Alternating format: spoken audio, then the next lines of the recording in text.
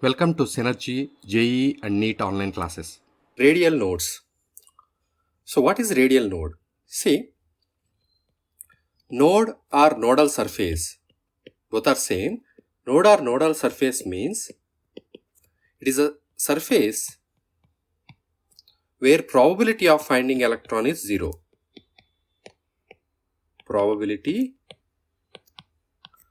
of finding electron is 0. It can be a sphere, like this it can be a sphere, or it can be a plane, or it can be a cone. So like that, a nodal surface can be any of the surfaces.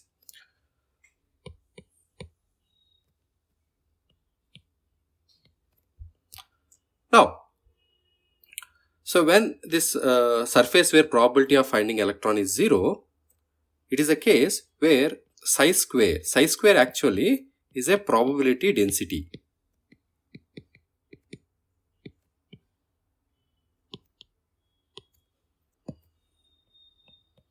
Probability of finding electron 0 means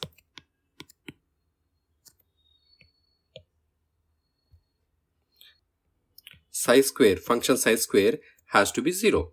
When function psi square is 0, that is the surface where probability of finding electron is 0.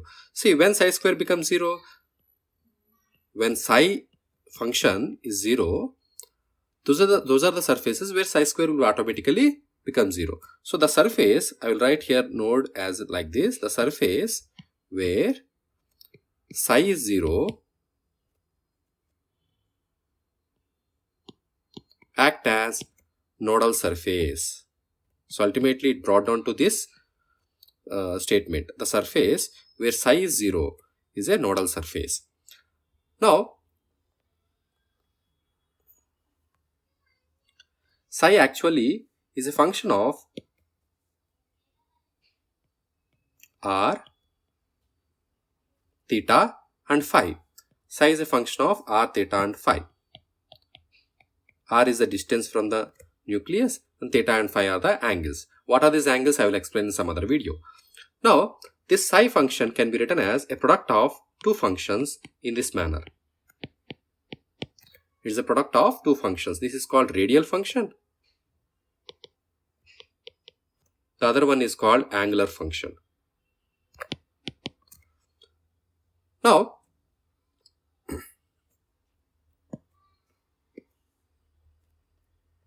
if wave function psi is equal to 0, due to zeroing of r function, that means due to r function 0, if psi function is becoming 0, then such surface is called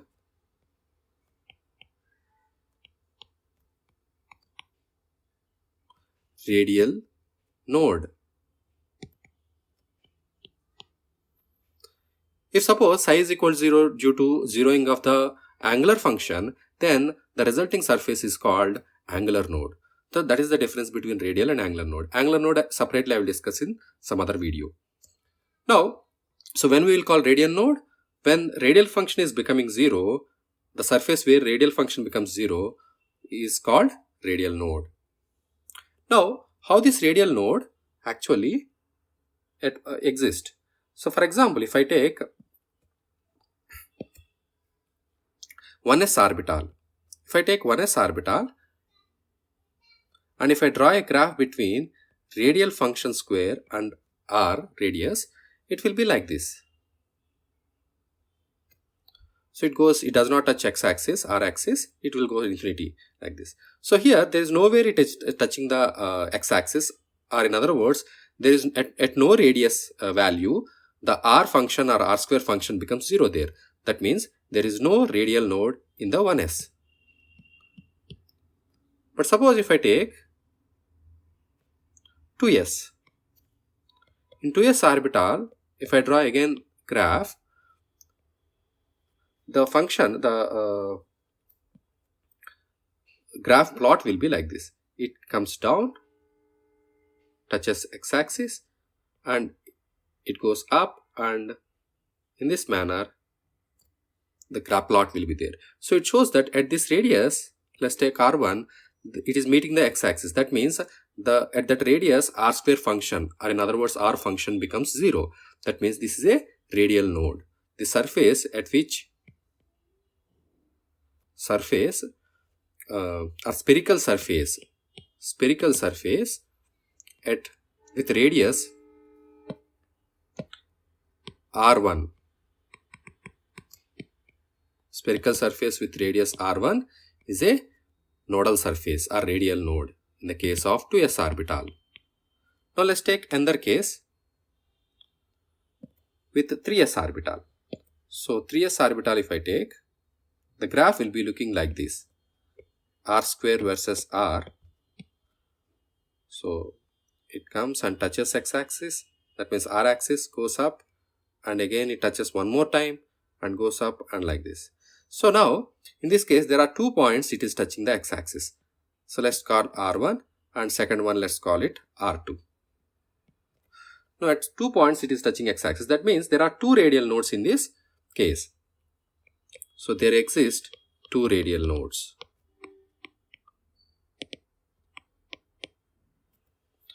Now here, suppose if I take s orbital in a spherical form, we know that s orbital structure is what? S orbital is a sphere. Spherical form will be there. Now, if nucleus is there, what 1s orbital plot is telling? 1s orbital is this plot. 1s orbital plot is telling near the nucleus, this is nucleus, origin is nucleus. Near the nucleus, probability of finding electron is high, and as you proceed away from the nucleus, then probability is decreasing. So in other words, here probability of finding electron will be high. So each time if you find electron, let's put a dot there. So most of the times electron will be close to the nucleus, that's why dots are more. Now when you are moving away from the nucleus, dots are decreasing. See, the density is decreasing. So that's what this explains the plot of R square versus R. Now if this is 1s orbital. Now if I take 2s orbital, 2s orbital is bigger in size than 1s orbital. So let's take bigger in size. And nucleus, if I take, and the plot of 2s orbital also, as you see, near the nucleus probability is high and it is decreasing, and it is meeting the r axis, and again it is increasing and decreasing. So let's see that thing, how it will be there. Now near the nucleus the probability is high and dots are high, that's why each time when you find electron, put a dot there. And as you go away from the nucleus, the density is decreasing. That means probability of finding electron is decreasing, and you will get, at some point you will get a surface at some radius R1, you will get a surface where there is no probability of finding electron on this surface at this radius. That means there is a spherical surface you will find at some radius from the nucleus where there is no probability of finding electron. That means electron will not come even once on this spherical surface.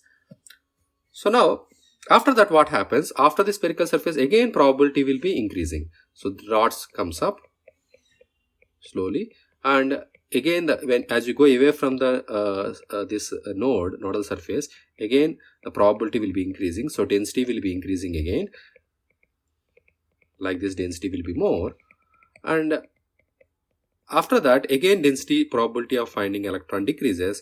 Again, as you see, it is decreasing. So this explains this given above plot, that probability is high near the nucleus and it is decreasing with radius, and it is becoming 0 at some radius. That means that at this radius R1 you can draw a sphere, and on this sphere there is no probability of finding electron at any point. So this spherical surface is the radial node. That's why I have written here spherical surface at radius drawn with radius R1 is the radial node. And after that it is increasing, and again probability becomes higher at some radius, and then it is decreasing like that. So one radial surface will be there. Similarly, if you draw for the 3s orbital, 3s orbital will be even bigger in size, like this. So I am taking 3s orbital. Now in 3s orbital, if you take nucleus, there will be 2 nodal surfaces will be there. This at radius, some radius, one radial surface, one radial node you will get, and at some other radius, second radial node you will get. So these are the radial nodes in case of 3s orbital. So like this, 1s has no radial node, 2s has one radial node, and as you see 3s has two radial nodes. And if I ask you how many radial nodes are there in 4s, it will be 3 radial nodes. Likewise, one will increase. From 1s to 2s, 2s to 3s, 3s to 4s, one radial nodes keeps increasing. Now, let's look at the 2p orbital, how it will be for the 2p orbital. Now, in case of 2p orbital,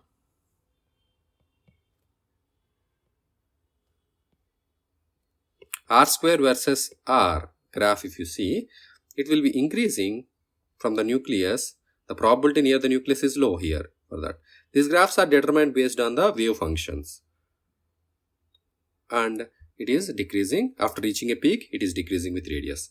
Whereas 3p orbital, if you take, and r square versus r graph, if you draw, it increases from the nucleus and it touches the x-axis. That means a node is coming here, and again it is increasing and decreasing. So like this you will find. So if you draw the graph, if you look at the 2p orbital lobes, you will find that, suppose if this is 2p orbital, okay, let's take this is 2px. That means along the x-axis the lobe is there. Now here near the nucleus, this is a nucleus center. Now as you see here plot, the graph, the plot is sloping up. That means near the nucleus actually it is 0, and it is probability is increasing, and it is reaching a maximum value somewhere. See, this is reaching a peak here. So that means at some radius it is reaching a peak. That means more probability of finding electron will be there. Electron spends most of its time at this radius. Now after that, again probability is coming down. As you see, it is sloping down. So probability is coming down. So in this manner it comes down. After that, after reaching a peak. Now here there is no radial node anywhere here in the 2px orbital, because it is not touching the r-axis at any point. See the plot. Now if you look at 3p orbital, in 3p orbital it is touching, if you draw a lobes, 3p orbital is bigger in size than 2p orbital. Let's take is a bigger lobe. Imagine this is a bigger lobe than the 2p orbital. Now if you look at the 3p plot, as you see here, it is sloping up, reaching a peak, and then coming down and meeting the x-axis, and again peak and coming down. So in other words, actually probability of finding electron will be less near the nucleus. It reaches a peak at some radius. See, as you see here, I am putting more dots here. That means it is reaching a peak. Then after that it slowly decreases, and at some radius, suppose if this is the radius r1, at some radius you will see a sphere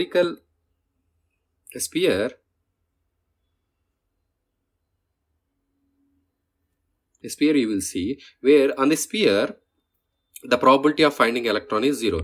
That means electron will not come even once also on the spherical surface. Okay, inside electron probability will be there, outside electron probability will be there, but not on the surface. Okay, so here,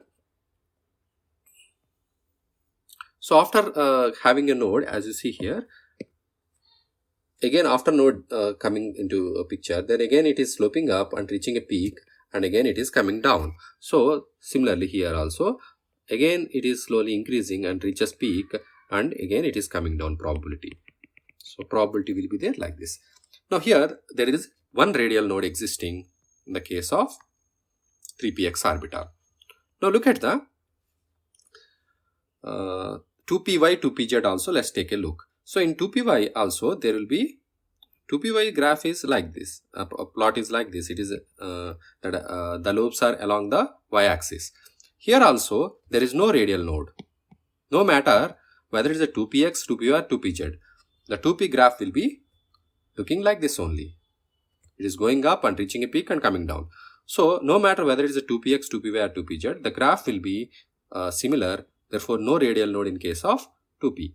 Whereas 3p if you take, similarly just like 3px, 3py if you take, then same, the sphere whatever we have seen earlier, the same sphere here at the radius r1 acting as a radial node. So only one radial node exists, at the radius r1, and whatever sphere you have drawn at 3px case, the same sphere will be the radial node in case of the 3py also, and the same sphere will be the radial node in case of 3pz also. So like that, radial node, only one radial node exists in the 3p orbital. So if you take 4p orbital, there will be two radial nodes existing. For example, if I take 4px will be like this. I'm taking even bigger size than 3px. And from nucleus, if you see, there will be two radial nodes existing. At some radius, one radial node, one sphere I am taking, and at some other radius, there is other sphere I am taking. These two are radial nodes. So how many times it is meeting the x-axis when you draw a graph between radial functions and as well as radial function and radius. If you draw a graph, how many times it is meeting the x-axis will decide how many radial nodes will be there. And those plots are purely based on the function, wave function, what you are getting for the different orbitals. That wave function is the solution of the Schrodinger wave equation. We cannot directly tell how many nodes will be there. Only thing, we have to draw the plots of wave function versus radius, and then we can decide how many radial nodes will be there. So in this manner, radial nodes can be determined for all the orbitals, s orbital, p orbital, d orbital, like that. Now we will see formula in order to easily identify how many radial nodes will be there for a given orbital.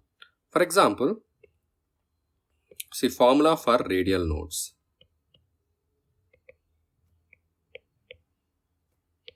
See, formula for radial nodes is n minus L minus 1, where n is the principal quantum number, L is the azimuthal quantum number.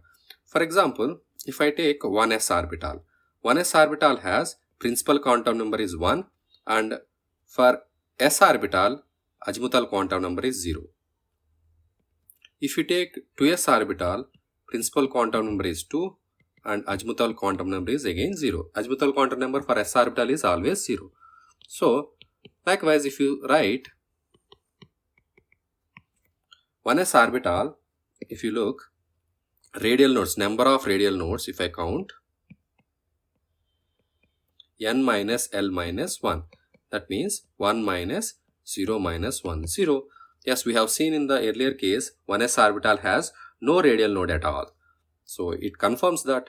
Now, in the case of 2s orbital, if I apply n minus L minus 1, it will be 2 minus, L means here 0, minus 1, that means there is one radial node. Yes, we have seen for 2s orbital, there is one radial node. See here, 2s orbital graph, see 2s orbital, this one is a one radial node here, this is a radial node. That means there is it is a spherical surface where probability is 0. And plot also we have seen, see, this 2s orbital plot, this radius at some radius r1, it is becoming a node. The same manner. So likewise, without remembering all these things, by remembering the formula, we can get how many radial nodes will be there for a given orbital. Now similarly, if I apply for 3s orbital, n will be 3, L will be 0, minus 1, there are 2 radial nodes. Yes, we have drawn earlier, 3s has 2 radial nodes. In the same manner, you can apply for 2p orbital, 3p orbital, and 4p orbital. Here, n minus L. What is the L value of 2p orbital? Azimuthal quantum number of p is 1. So, if I apply that,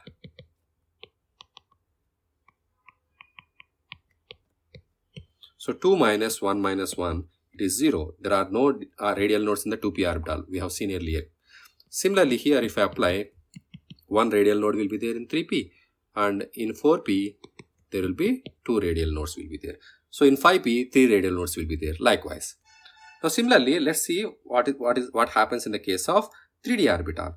If you take 3d orbital and 4d orbital and 5d orbital, let's see how many radial nodes will be existing. So here n is equal to 3 and L value for d orbital is 2, azimuthal quantum number. So here n is equal to 4, L is equal to 2, n is equal to 5, and azimuthal quantum number is 2 for d orbital. Now 3 minus 2 minus 1, so 0. There is no radial node exist in the 3d orbital. In 4d orbital, 4 minus 2 minus 1, it is 1, and 5 minus 2 minus 1, 2. That means if you take d orbitals, for example, if you take suppose dx square y square, which is along the x-axis and y-axis. For example, if I take 3D orbital like this, there is no radial node exist in this. But if I take 4D orbital,